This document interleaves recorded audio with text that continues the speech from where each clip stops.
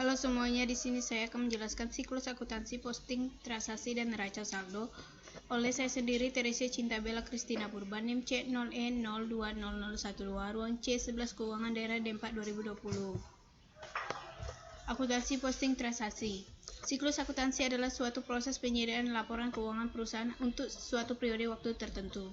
Siklus ini terjadi transaksi sampai penyiapan laporan keuangan pada akhir suatu periode. Apabila digambarkan, siklus akuntansi dapat dinyatakan sebagai berikut. Yang pertama, transaksi usaha. Transaksi usaha adalah kejadian yang dapat mempengaruhi posisi keuangan. Kedua, pembuatan bukti asli adalah suatu transaksi baru dikatakan sah atau benar bila didukung oleh bukti-bukti yang sah. Bukti-bukti asli yang mendukung setiap terjadi transaksinya yang pertama adalah kwitansi, kedua faktur penjualan atau pembelian, ketiga bukti-bukti lain. Ketiga, pencatatan dalam buku harian atau jurnal adalah suatu catatan kronologis dari transaksi entitas sebagaimana ditunjukkan nama-nama kolom. Jurnal memberikan informasi sebagai berikut.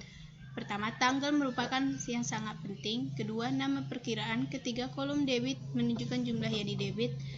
Keempat, kolom kredit menunjukkan jumlah yang dikredit. Buku besar atau posting transaksi. Buku besar adalah sekumpulan dari berbagai akun, rekening, perkiraan yang dipakai untuk menyusun laporan keuangan. Akun yang terdapat di dalam general ledger ini bisa dikategorikan menjadi dua, yaitu akun real dan akun nominal. Fungsi dan tujuan buku besar. Yang pertama, alat yang digunakan untuk meringkas. Kedua, alat yang digunakan untuk menggolongkan data keuangan. Ketiga, alat yang digunakan untuk mengetahui jumlah kondisi dari suatu akun. Keempat, alat yang dapat digunakan untuk memantau histori. Kelima, dapat digunakan sebagai dasar penggolongan transaksi. Keenam, sebagai salah satu tahapan atau bahan yang dipakai dalam proses penyusunan laporan keuangan. Tujuan buku besar: pertama, mencatat seluruh transaksi. Kedua, menjumlahkan atau mengurangi akun. Ketiga, memvalidasi jumlah akun atau rekening. Keempat, memberikan informasi mengenai rekam jejak. Kelima, menghasilkan laporan keuangan. Cara posting atau pencatatan buku besar. Posting adalah proses pemindahan buku, informasi atau data akuntansi dari buku jurnal. Proses ini dilakukan dengan tujuan untuk memperoleh gambaran pengaruh transaksi.